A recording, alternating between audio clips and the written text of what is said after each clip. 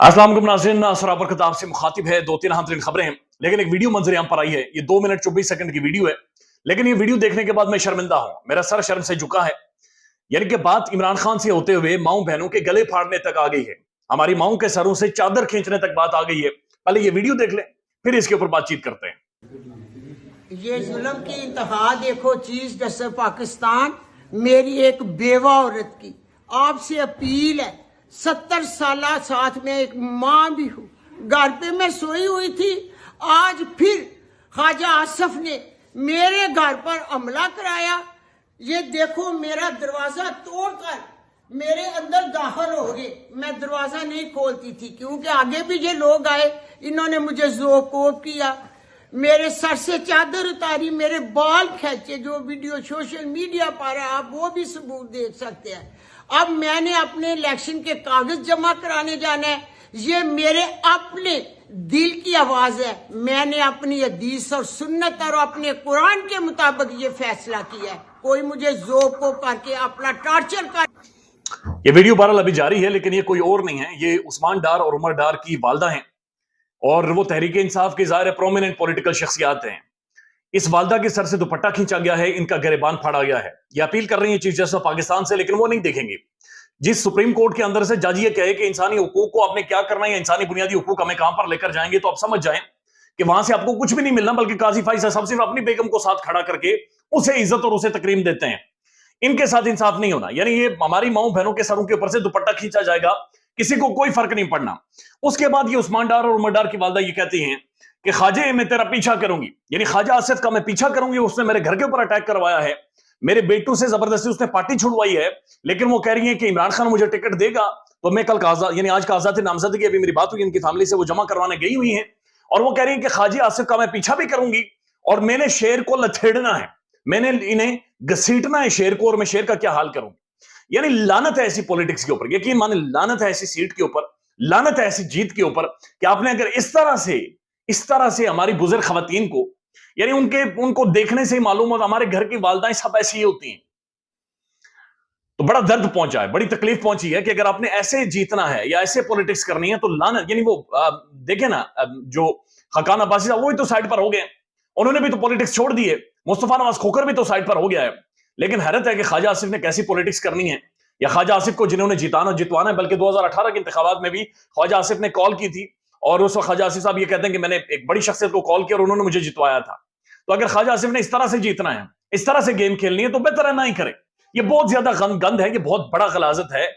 ये पॉलिटिक्स नहीं है जी, ये एक गटर का ढक्कन है जो कि ख्वाजा आसिफ ने वहां पर खोल कर रखा। और ये वही ख्वाजा आसिफ हैं जो खवातीन की तजलील और तौहीन करते हैं। इन्होंने ही शरीम मज़ारी साहबा को कहा था ट्रॉली आ गई है, इन्होंने ही तहरीक इंसाफ की खवातीन और मुख्तलिफ खवातीन को पार्लियामेंट के अंदर कहा था कि कूड़ा कचरा उठाकर बाहर फेंक दे। तो ये बुनियादी तौर पर इनकी पर्सनैलिटीज हैं। और इनके घर पर ये पहला हमला नहीं हुआ, बल्कि 4 दफा हमले हो चुके हैं और ये रात 2 बजे हुआ है।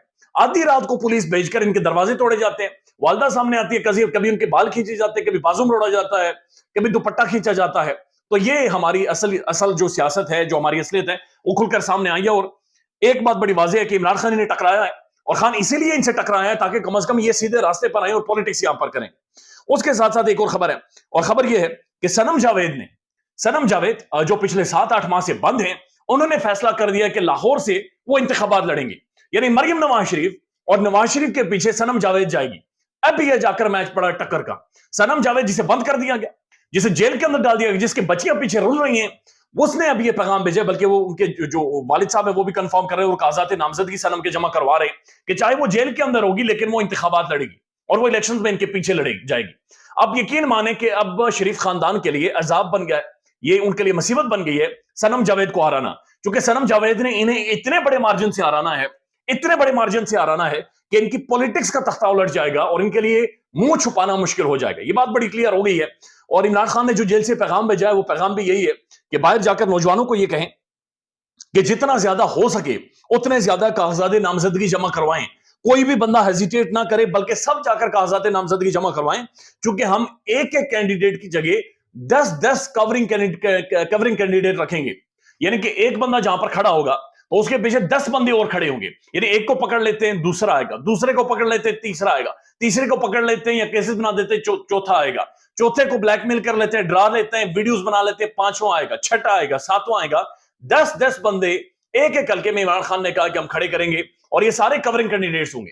اور پھر خان نے جو پیغام بھیجا ہے وہ بڑا کلیئر ہے اپنے وکلا کے ذریعے. انہوں نے کہا کہ سندھ کے اندر بھی جائیں گے, اس دفعہ زرداری کے جو اپنا حلقہ ہے وہاں تک جائیں گے, یعنی بالکل ان کے گھر تک جائیں گے, اور کوئی پورے ملک میں کوئی حلقہ, کوئی جگہ, کوئی محلہ, کوئی سیٹ ہم نے خالی نہیں چھوڑنی, چاہے صوبائی ہو یا چاہے قومی اسمبلی کی ہو. پورے ملک میں تحریک انصاف کے نوجوان جائیں گے اور نوجوان انتخابات لڑیں گے. اس دفعہ یہ بھی ڈیسائیڈ ہو گیا ہے کہ کسی بھی پرانی قیادت کو, ظاہر انڈر گراؤنڈ ہے, بہت ساروں کے ایون شناختی کارڈ ان کے معطل کرنے کی ایک مہم جاری ہے, تو بہت سارے تحریک انصاف کی جو قیادت ہے ساری پرانی, وہ انتخابات نہیں لڑ سکے گی.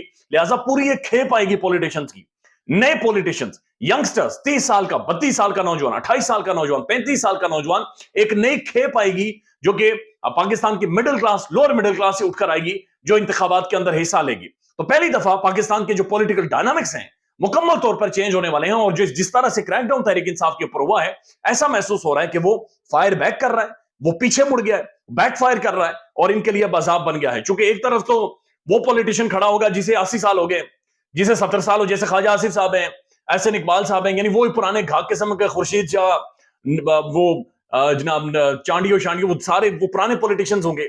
تو دوسری طرف تحریک انصاف کے تمام نئے fresh graduates, masters, P H D youngsters, نوجوان لڑکے لڑکیاں فیلڈ کے اوپر ہوں گی. اب شوکت بسرا کیا کہہ رہا ہے؟ شوکت بسرا یہ کہہ رہا ہے کہ میں اب انڈر گراؤنڈ نہیں رہوں گا, میں پی ٹی آئی کی مہم پنجاب کے اندر چلاؤں گا, لیکن اگر مجھے مار دیا جاتا ہے تو میری جگہ میری بیوی انتخابات لڑے گی, لیکن چھوڑیں گے نہیں. اب یہ عجیب ٹکر ہو گئی ہے, یعنی اتنا مار دیا تحریک انصاف والوں کو, اتنا مارا ہے, اتنا نتھیڑا ہے, اتنی ان کی تباہی کی ہے کہ اب یہ کہتے ہیں بس تھک گئے, یعنی مار کھا کھا کے تھک گئے, اب ہم نے باہر آنا, اب ہم نے نا ریٹیلیٹ تو نہیں کرنا, لیکن ہم نے کھڑے ہونا ہے, کیونکہ چھپ چھپ کر تم نے بہت مارا ہے, اب سامنے آ کر مارو, اب چوراہے پر کھڑے کر کے مارو, اب ہم کسی بھی طور پر پیچھے نہیں ہٹیں گے. اور جس طرح سے سرم جاوید کو آپ دیکھیں, عثمان ڈار, عمر ڈار کی والدہ کو آپ دیکھیں, وہ کہہ رہی خواجے کے پیچھے میں جاؤں گی, تو اندازہ لگائیں کہ ایک ماں جی اٹھ گئی ہے, 70 75 80 سال کی ایک ماں جی اٹھ گئی ہے, اور وہ کہہ رہی ہے خواجہ آصف میں تیرا راستہ روکوں گی اور میں تجھے انتخابات نہیں جیتنے دوں گی, چاہے تو میرا گلا پھاڑ دے, چاہے میرا گھر گرا دے, چاہے میرے بچوں سے پولیٹیکل پارٹی چھڑوا دے, چاہے جو مرضی کر دے, لیکن میں تیرے پیچھے آؤں گی. اور سنم جاوید کہہ رہی ہے کہ جناب چھوڑیں, رل گئی جوانی, رل گئی کوٹ لکھپت جیل میں جوانی, کوئی مسئلہ نہیں ہے, لیکن اب ہم تمہارے پیچھے ہیں. ان کے والد صاحب کا یہ کہنا ہے کہ ان کے کاغذات نامزدگی جمع کروائے جا رہے ہیں, اور گیم پڑ گئی ہے, اور یہ گیم بڑی خوفناک پڑ گئی ہے, اور ایک نوجوان کھیپ ہے آجوں کے پولیٹکس کے اندر آتی ہوئی محسوس ہو رہی ہے. شیر افضل مروت, اگین ہو سکتا ہے آج ان سے ملاقات بھی ہو, اس وقت وہ اڈیالہ جیل کے اندر ہے. شیر افضل مروت جب پنجاب سے نکلا تو ایک تڑی لگا کر نکلا ہے, پنجاب کے اندر وہ ایک نعرہ لگا کر نکلا. اس نے کہا ہے کہ میں واپس آؤں گا, میں پنجاب کے اندر واپس آؤں گا, میں وہ نہیں ہوں جو پیچھے ہٹ جاؤں گا, بلکہ میں دوبارہ پنجاب کے اندر آؤں گا. یعنی مروت کی تڑی بھی لگا کر گیا کہ میں دوبارہ پنجاب کے اندر آؤں گا, یہ بات ختم نہیں ہوگی, میں دوبارہ آؤں گا یہاں پر, یہ معاملہ وہیں سے شروع ہوگا جہاں پر کہانی تم نے روکی ہے, میں دوبارہ آؤں گا, اور پنجاب کے اندر پنجابیوں کو بھی یہ میسج اور پیغام دوں گا کہ جاگ پنجابی جاگ. اس وقت جاگنے کی ضرورت, اس وقت کھڑے ہونے کی ضرورت ہے, کیونکہ پنجاب ہی بہت ساری چیزیں ڈیسائیڈ کرے گا, اور پنجاب ہی بہت سارا فیصلہ کرے گا. انٹرسٹنگ بات یہ ہے کہ جب ایک پٹھان, جس کے بارے میں جو کیمپین, ایک بڑی مضمون کیمپین چلانے کی کوشش تو کی گئی تھی, لیکن جو ایک پٹھان جیل سے باہر آتا ہے تو تمام تر لاہوریے سڑکوں کے اوپر موجود تھے اور مروت کے نعرے لگا رہے تھے, مروت زندہ باد کے, شیر افضل مروت زندہ باد کے نعرے لگا رہے تھے, اور اصل میں کہہ رہے تھے کہ شیر آیا شیر آیا. ٹھیک ہے, تو یہ کہانی اب پنجاب کے اندر بھی بدل گئی ہے, لہٰذا مروت دوبارہ سے پنجاب کے اندر اب جائے گا, اور اب جب مروت جائے گا تو عمران خان سے بڑا ایک ہیرو کے طور پر وہاں پر جائے گا. ایک اور خبر ہے, اور وہ خبر یہ ہے کہ عمران خان ایک گلوبل خبر بن گئے. یعنی کل جب ملک بھر میں انٹرنیٹ بند کیا گیا تو اس کے بعد گزشتہ دن اور آج بھی دنیا بھر کے تمام تر اخبارات عمران خان کی خبروں سے بھرے پڑے.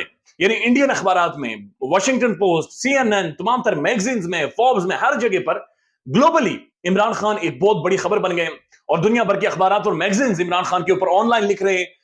جو ہارڈ کاپیز ہوتی ہیں وہاں پر عمران خان کی فرنٹ پیج کے اوپر تصویر لگی ہوئی ہے, اور عمران خان ایک گلوبل خبر بن گئی ہے. لہٰذا یہ ساری چیزیں اب ان کے پیچھے ان کو ہانٹ کرنا شروع ہو گئی ہیں, اور یہ کہانی پھنس گئی ہے, چیزیں بڑی مشکل ہو گئی ہیں. خیال رکھیے گا اپنا, اللہ حافظ.